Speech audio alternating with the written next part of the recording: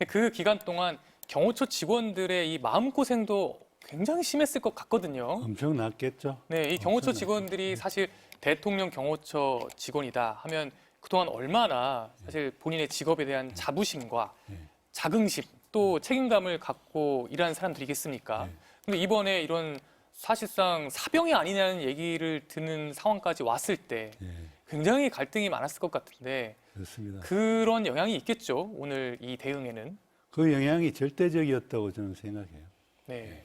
그리고 뭐 가족분들도 얼마나 만류했겠습니까? 네. 아빠, 여보, 네. 징역 살 수도 있는데 왜 그래? 네. 빠져라. 참 그 부분이 예. 저도 예. 되게 와닿았습니다. 저희 MBC 뉴스에서 며칠 전에 그래서 이 경호관, 현직 경호관 아내 편지를 예. 저희가 받아서 저희한테 현직 경호관의 아내가 손편지를 써가지고 보내왔어요, MBC로. 저도 봤습니다. 네. 그 내용을 잠깐 저희가 소개를 해드리자면 이렇습니다. 남편이 현장에서 큰 책임을 떠안게 될까 두려움이 앞섭니다. 나가지 않을 수는 없는지 애타게 설득하지만 현장에 나갈 수밖에 없는 남편의 뒷모습에 매일 너무나 고통스럽고 불안합니다.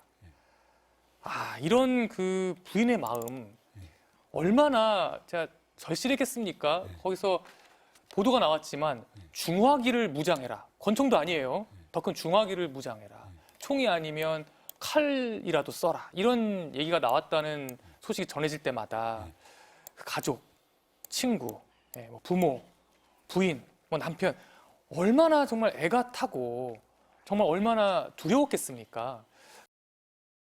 대통령 경호처에서 근무하는 현직 경호관의 아내가 직접 쓴 손편지를 MBC에 전해왔습니다. 수취인은 경호처에 대한 지휘권을 가진 최상목 대통령 권한대행입니다. 남편이 현장에서 큰 책임을 떠안게 될까 두려움이 앞섭니다. 나가지 않을 수는 없는지 애타게 설득하지만 현장에 나갈 수밖에 없는 남편의 뒷모습에 매일 너무나 고통스럽고 불안합니다.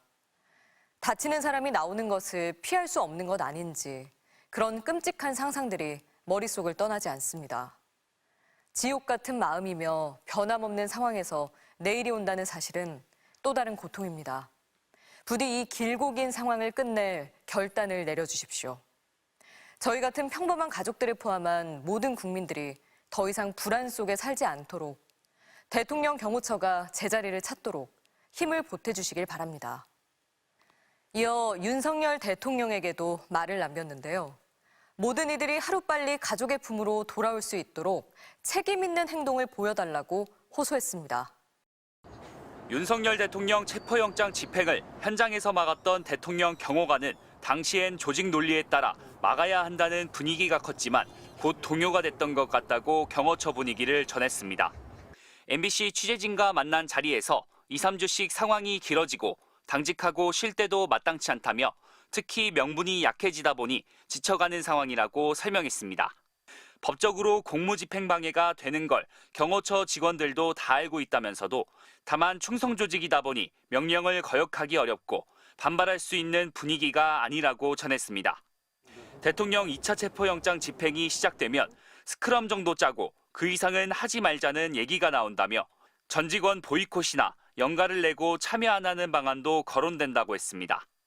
경찰 수사에 협조하고 있는 박종준 전 경호처장과 이진아 경비안전본부장은 무력 충돌을 막으려고 하는 온건파라며 박 전 처장이 사직한 뒤에는 다들 더 이제 큰일 났다며 동요가 커졌다고 했습니다.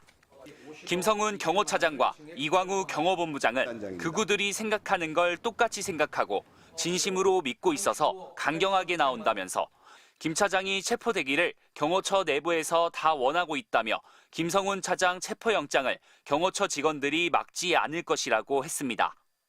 대신 김 차장은 대통령 옆에 엄청 꽁꽁 숨을 것이라고 전망했습니다. 이 경호관은 경호처의 지휘권은 최상목 대통령 권한대행에게 있는데 방관하고 있어 충돌이 생기는 것이라고 지적하기도 했습니다. 아무 일도 안 하는 건 중립이 아니라며 빨리 중재해서 유혈 사태를 막아달라고 호소했습니다. MBC 뉴스 고병찬입니다.